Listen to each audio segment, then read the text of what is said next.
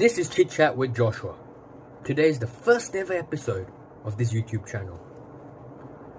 But before we delve into the fascinating topic of identity politics, don't forget to smash that like button and subscribe to see more content on topics that shapes our society. So now let me kick this off by first giving a little background information about identity politics. Simply put, identity politics is a form of politics that has been growing in the West and particularly in the United States of America over the last few decades. Personally, identity politics is a topic that I have been studying for quite a while, and as I see it rise in severity in nations across the globe, the risk of it making its way to Singapore is becoming increasingly real. With the danger of identity politics being hinted at by Minister Wong a few days ago, I think it's essential Singaporeans are made well aware of exactly how dangerous identity politics are. As such, I'll now go on to explain exactly what identity politics is, how it can be used in Singapore, and why it's absolutely poison to a society's cohesiveness and future. Identity politics is defined by Wikipedia, certainly it's a trustable source, but as a term that describes a political approach wherein people of a particular religion, race, social background, class, or really any other identifying factor develop political agendas and organize based upon their interlocking systems of oppression that affect their lives. While there was a number of big ideas in that definition, identity politics can be simply boiled down to viewing one's arbitrarily assigned group as being more important than the individual themselves, and said groups being victims and being oppressed by other groups. Still confused? Okay, let me break it down for you. In recent years, the concept of identity politics has been perpetuated by the radical left, who like to believe they are the champions of the oppressed. The radical left view the world solely through the lens of oppression by relating it to group identities. The oppressor is seen as the winner in a particular venture, while the loser is the oppressed. So essentially, identity politics is based off the idea that one's group identity is more important than an individual's identity. However, this inevitably leads to the concepts, be it good or bad, being associated with groups as stereotypes. The issue with this is that it can very quickly become very bad, where due to the negative act of a single person, an entire group is viewed in a certain manner and thus treated in a certain preconceived, unfair manner. To illustrate the above point, let me paint a hypothetical scenario. Disclaimer alert, the following hypothetical scenario is purely for an educational purpose. There is no ill intent intended, so please don't sue me. Now, moving on to the hypothetical scenario. Imagine that suddenly in Singapore, every month, 10 individuals were being murdered over a 10-month period. After working diligently and carrying out due process, the police found that in total, 100 individuals were being murdered by 10 completely unrelated Malay men. The media reports each murder in detail, describing how gruesome and violent these acts were. In addition, the media emphasizes that all these murders were carried out by Malay men here in Singapore. Now imagine these reports were being flooding out of your home television over a 10-month period with recurring highlights. With how extreme these acts are and how there has been heavy focus on the murderers group being Malay and men, it will inevitably lead to rising levels of aversion and even distrust among Singaporeans towards all Malay males you see on the street, despite many of them being strangers. When such an attitude takes place in society, discriminatory action becomes increasingly acceptable despite it being clearly and completely unjustified. This in turn leads to the proliferation of distasteful practices like racism, where certain groups will be discriminated against due to their stereotypes. Unfortunately, that's not even the worst of it.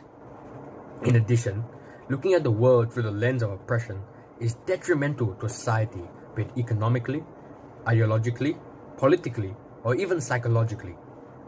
As seen in America, the growth of an oppressor, Caucasian, versus oppressed, African American mindset has led to the distorted view of equality taking hold in the nation. This is where quotas have become the go-to policy, ultimately resulting in equality of outcome as opposed to equality of opportunity. While these two policies and outcomes may sound similar, they are actually radically different. The efficiency and quality of the nation's labor force plummets as more capable and intelligent individuals are being foregone. This in turn leads to a fall in quality of services provided by the country and a fall seen in the nation's doing more good. So while the concept of quotas may seem beneficial on a surface level, it can clearly be seen to be doing more bad than good. An example of this case is where African American students require a lower GPA to enter some universities in America, while Caucasians with exceptional GPA scores are being rejected due to a certain percentage of seats in the institute being reserved for the oppressed minority.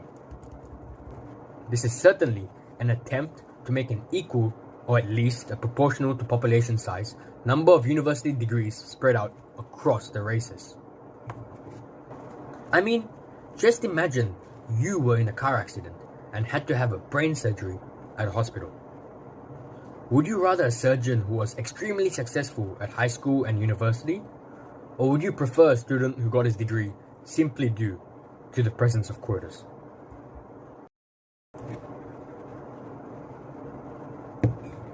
Now, moving on to the detrimental effects identity politics has on a nation's politics and ideas. The proliferation of identity politics in America has given rise to an ingenious tactic that some radical leftists use, as well as the alt-right. Essentially, it involves arguing that the opponent, the supposed oppressor, example Caucasians, viewpoint is invalid because he is reprehensible as a person, and hence, the oppressed people, example African American politicians, don't need to rationally argue with their opponent because he is so disgusting.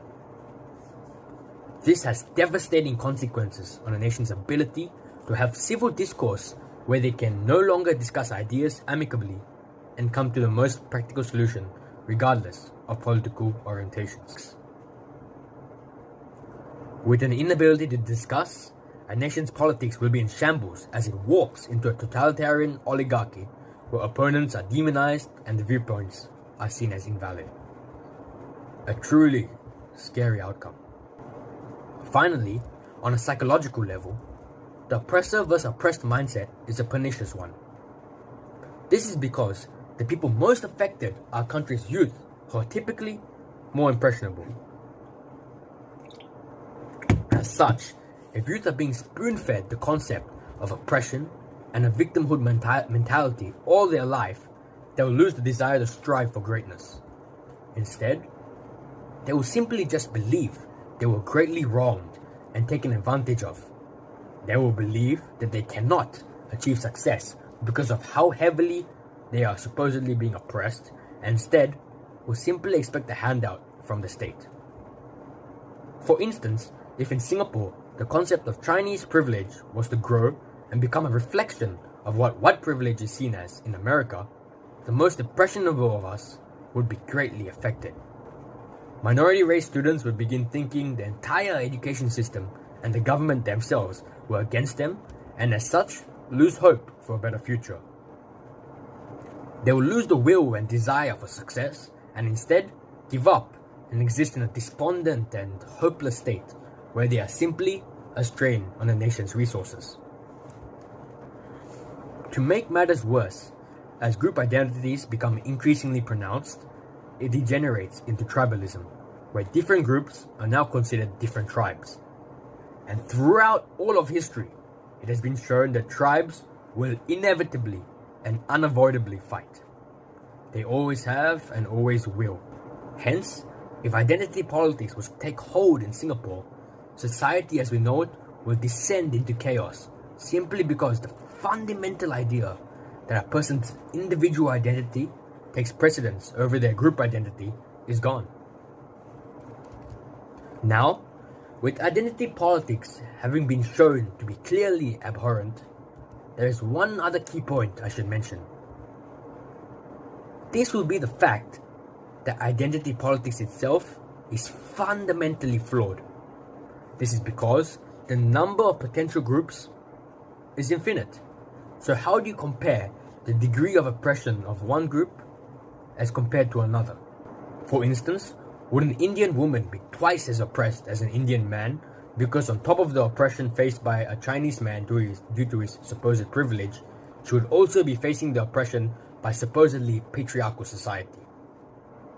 Furthermore, the Indian man could be seen as oppressing the Indian woman due to his gender alone. As such, as you delve into more and more categories, eventually everyone becomes an oppressor. So what exactly is society going to do with all of these oppressors? Punish them all? Then the whole of society would be in jail, which is simply irrational. Now on that note, I thank you all for taking the time to check out this session of Chit Chat. At this stage, I find myself rather curious of what your thoughts are. So please go ahead, leave your thoughts and comments in the section below. And if any of you have any preferred topic you would like me to talk about, please don't hesitate to mention it in the comment section below. I look forward to seeing what you guys think of my first episode. Until next time, this is Chit Chat with Joshua signing off.